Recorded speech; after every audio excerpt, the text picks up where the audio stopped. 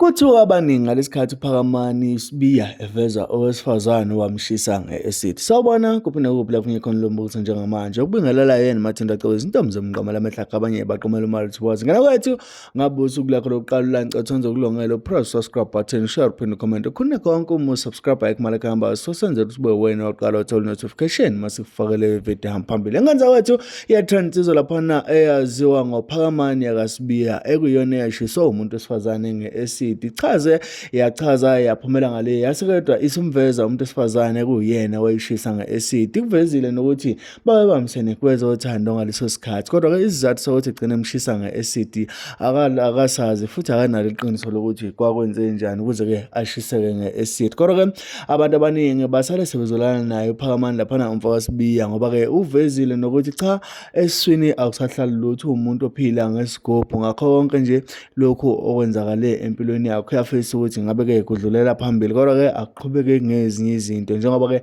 elala amehlo evuliwe indlela nje inyama yadonseka ngayo ngane kwethu subhlungu isimo ngane kwethu mangabe kwenzeka izinto ezikanjena ngivele ngingazi ukuthi ngithini kodwa ke mawuthi ubufuna ukubona ivideo ephelele ngizoyifaka ilink la ku comment section na ku description uphinde futhi ngikubhekele lapha ke ukuthi wethola kanjani kodwa ke ivideo ikhona lapha ke uma usesha amavideo ayo ke Guluva TV uzoyithola ephelele.